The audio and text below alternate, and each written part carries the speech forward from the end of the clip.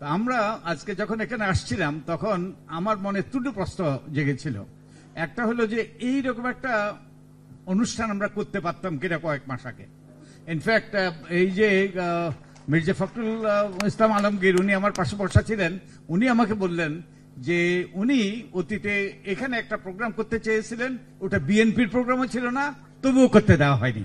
তো আজকে আমরা সেই সুযোগ পেয়েছি। আমাদের যেন সেটা মনে রাখতে হবে, যাতে আর এই অধিকার যেন ক্ষুণ্ণ না হয়, ভবিষ্যতে যেন এই এমন অবস্থা ফিরে না আসে যে আমরা আমাদের কথা বলতে পারবো না, আমরা একত্রিত হতে পারবো না, আমরা আমাদের মত প্রকাশ করতে পারবো না। এটা একটা। আর দ্বিতীয়টা হলো যে কেন 5ই আগস্ট শেখ হাসিনা পালাতে হলো, এর আগে হলো না কেন?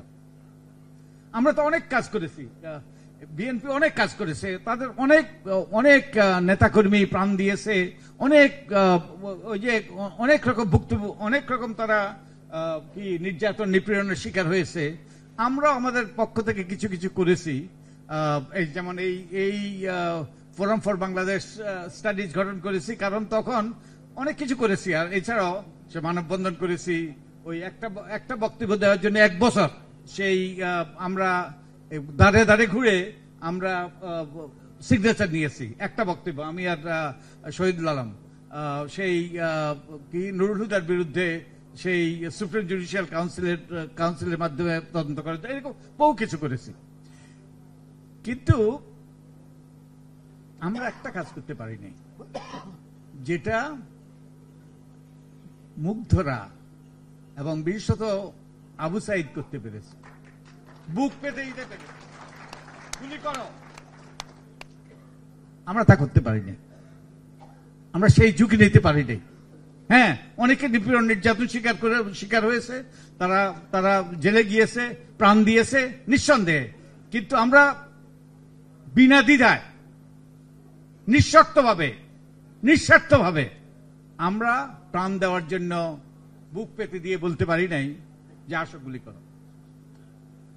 এখন এই যে তরুণরা, এই যে অসংখ্য মানুষ আত্মত্যাগ করলো, তারা আমাদের কিন্তু দায়বদ্ধ করে গেল। আমাদের দায়িত্ব হলো সেই দায় শোধ করা আজকে। তো এই দায় শোধ করার জন্য আজকে আমাদের মধ্যে একতা সৃষ্টি করা দরকার, সংস্কার করা দরকার, একই সাথে সুষ্ঠু নিরপেক্ষ নির্বাচন নিশ্চিত করা দরকার। সুষ্ঠু নিরপেক্ষ নির্বাচনের কথা আসতে গেলে আমাদের অফিস কিন্তু আলী রিয়াজ আর আমার অফিস কিন্তু এই সুন্দর বিল্ডিংটাতে, এই রাস্তার অপর পাশে। কোন বিল্ডিংটার কথা বলছি আপনারা নিশ্চয়ই অনুধাবন করতে পারছেন। লুই কানের করা যে একটা আর্কিটেকচারাল মনুমেন্ট, কি সুন্দর বিল্ডিং।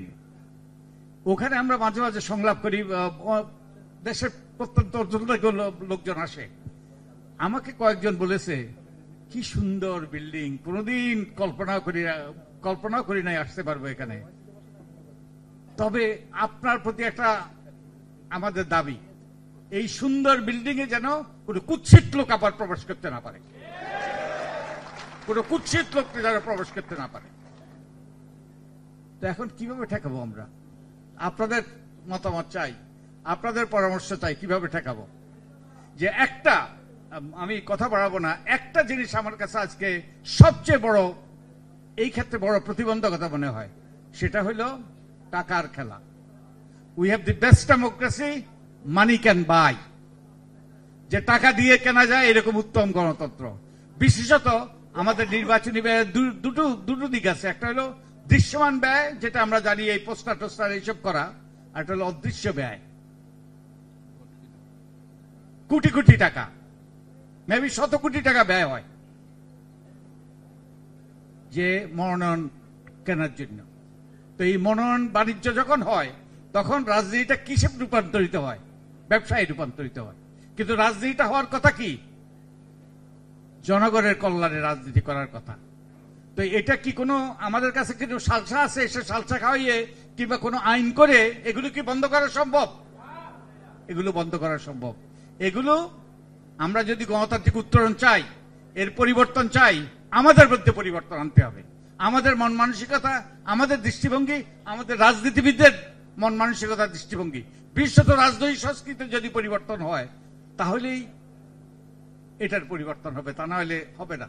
এবং আমি আনন্দিত, আমাদের কিছু রাজনীতিবিদ, আমার পাশে বসা যে তরুণ অত্যন্ত মেধাবী রাজনীতিবিদ, তিনিও বলছেন যে মন মানসিকতা পরিবর্তনের কথা। তো আজকে এই মনোনয়ন বাণিজ্য যদি বন্ধ না হয়, রাজনীতি যদি জনকল্যাণে না হয়, রাজনীতি যদি ব্যবসায়িক কর্মকাণ্ডে পরিণত হয়, তাহলে কিন্তু সবই পণ্ডশ্রম হবে। এবং এই সমস্যার সমাধান আমি খুঁজে পাই নাই। গত 3-4 মাস আমরা হন্যে হয়ে ঘুরেছি সারা দেশে, বহু লোকের কাছে পরামর্শ চেয়েছি, তাদের মতামত চেয়েছি, কেউ বলতে পারে না এটা কিভাবে বন্ধ করতে হবে। এটা বন্ধ করার কোনো পরামর্শ দিতে পারে নাই। এটা বন্ধ করার পরামর্শ কিন্তু এই বন্ধ করার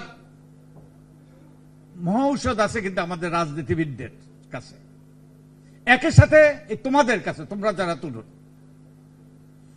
যে একটা রাষ্ট্রে নাগরিকের চেয়ে বড় পদ নেই। No office in a land is more important that of a citizen. তো তোমরা কি সেই দায়িত্ব নিতে পারবা? যে মুগ্ধরা যেরকম প্রাণ দিয়েছে, সেই আমাদের আবু সাইদকে যেরকম বুক পেতে দিয়েছে, তোমরা কি মনোনয়ন বাণিজ্য বন্ধ করতে, তোমরা সুষ্ঠু নিরপেক্ষ নির্বাচন নিশ্চিত করতে যে সকল সংস্কারগুলো অবশ্যম্ভাবী, তা করতে তোমরা কি এগিয়ে আসতে পারবা? তোমরা কি সেই রকম বুক পেতে দিতে পারবা যে আমাদের বুকের উপর দিয়ে আপনারা যদি এই সকল অপকর্ম করতে হয়, আমাদের বুকের উপর দিয়ে গুলি চালিয়ে আপনাদেরকে সামনে এগোতে হবে এবং ওখানে কুৎসিত ব্যক্তিদের জায়গা করে দিতে হবে? তোমরা কি পারবা? কি পারবা?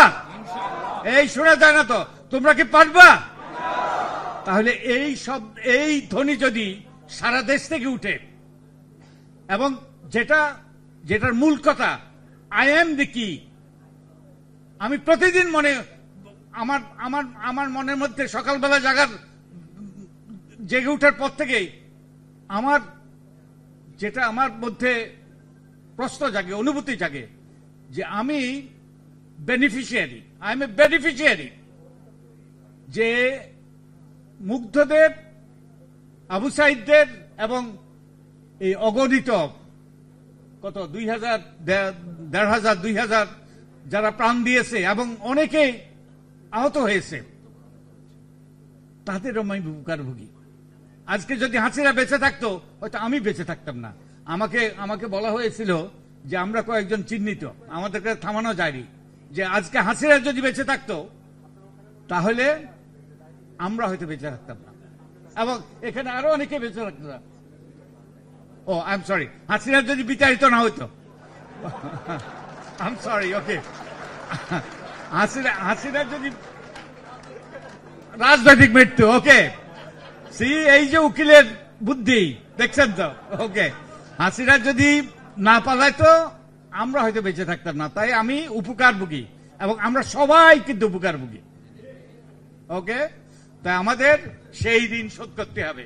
তাই আমাদের একতাবদ্ধ হইতে হবে, পরিবর্তন করতে হবে। সংস্কার মানে পরিবর্তন, গণতান্ত্রিক উত্তরণ মানে আমার নিজের মধ্যে পরিবর্তন, পদ্ধতির পরিবর্তন, প্রক্রিয়ার পরিবর্তন, প্রতিষ্ঠানের পরিবর্তন, এবং একই সাথে আমাদের সুষ্ঠু নিরপেক্ষ নির্বাচন। তো এটা কিন্তু আকাশ থেকে মেয়াফল হিসাবে পড়বে না।